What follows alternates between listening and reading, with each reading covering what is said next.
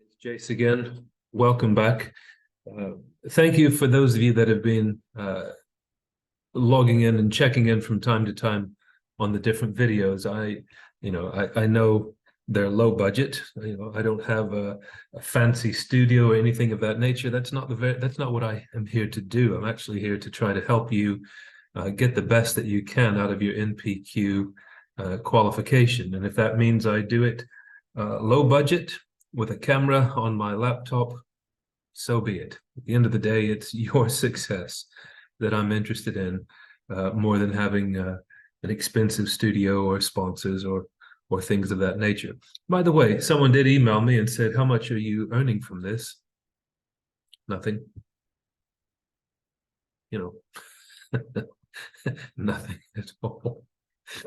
Anyway, so let's move on beyond that. If the next thing I want us to look at is when you get through probably the end of your first module in your course, more than likely the end of your induction module, you will then take what's referred to as, well, it depends on the course. It might be a leadership development record, a learning development record, a survey of learning. There might be any number of titles that they give it, but effectively, on a good NPQ program, it will be an opportunity for you to reflect on your progress so far. And what I'm going to do is I'll just pull something here that I've marked for somebody. You should have the opportunity of comparing yourself with an initial rating and a final rating.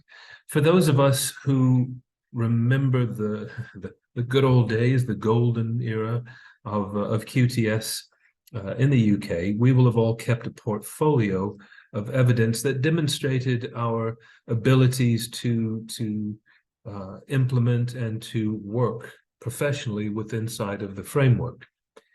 Consider the LDR, or whatever your course calls it, in a similar kind of way. It's your opportunity to reflect on your growth as a learner and also as a professional and a leader. So at the very beginning, let's just say you're looking at the record and it gives you a stimulus. Give yourself a rating.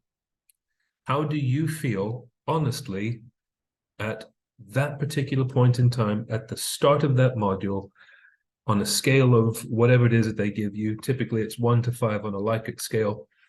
Well, in this case, this particular provider gives you a 4 as the highest. How would you rate yourself? Okay. Then you want to rate yourself near the end of that particular module and look for the progress.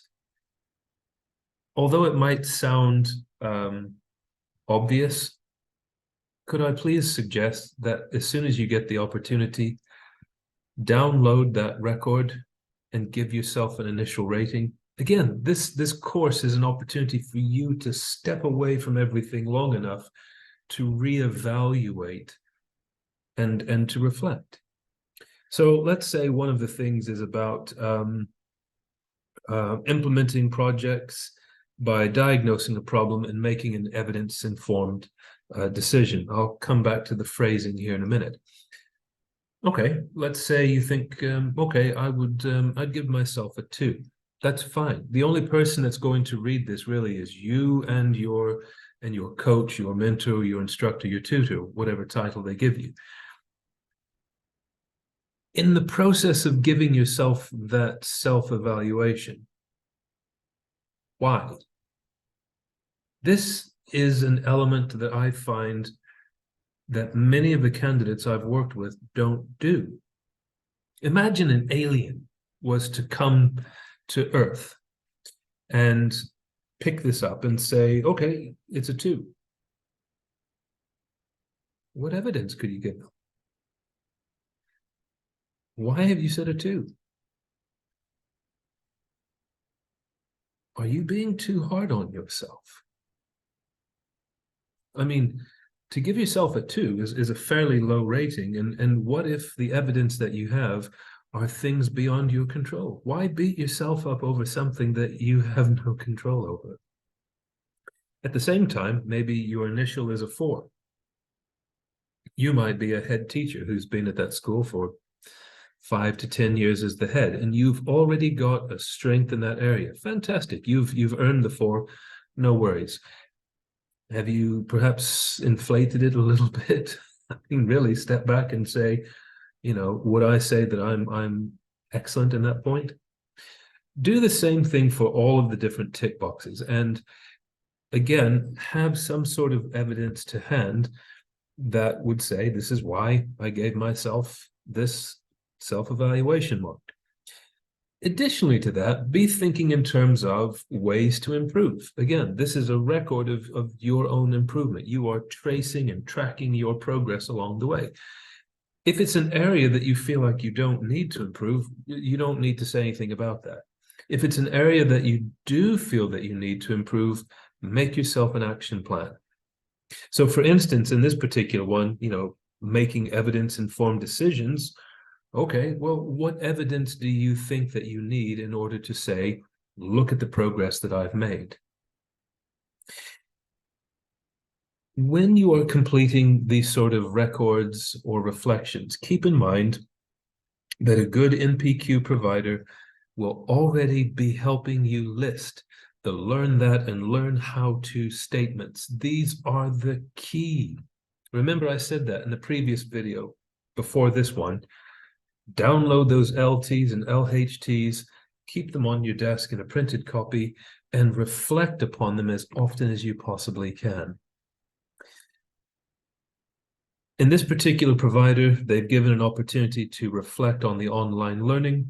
Again, this is the scholarship. This is the research that underpins, the best practice that's here. What have you evaluated from that? And in this particular provider, they're giving an opportunity for you to say, what did you take away from your one-to-one sessions with your coach, your mentor, your instructor? Again, this is why you are now entering into like a rope of things that are now becoming intertwined. You've got the relationship with yourself, obviously. You have a relationship with your workplace. You have a relationship with the course and a relationship with your instructor. Weave those things all together. So when you do have your one-to-ones, it's helpful to have that LDR almost ready to go so that when you have the conversations with your coach, your mentor, your instructor, you already can start to drive that session. You see, a good coach will ask you to be in the driver's chair after that first initial conversation. How do you get the best out of your sessions? Totally up to you. But if you're uncertain, may I recommend that you go back to your records or your charts and use those as a conversation with your coach. See the development that you've made. For areas that you feel that you need to remedy, do something about it. If you're not certain, ask your coach, ask somebody at the school, how can I do something about these areas that I feel that I need to improve with? See what I'm getting at? Once you submit your LDR or whatever it's called on your provider, expect some personalized feedback. If you don't, ask for further feedback. You only get out of it what you put into it. If you're not certain, ask. If it's not clear, ask. Okay? Cheers for stopping by. Be on the lookout for more videos as we go along because I'll be adding some. If you have any questions, jasonheap.org, that is my website. It doesn't cost anything to ask. Again, I am making no money out of this. I clearly want to see you succeed in your NPQ program. Cheers for stopping by.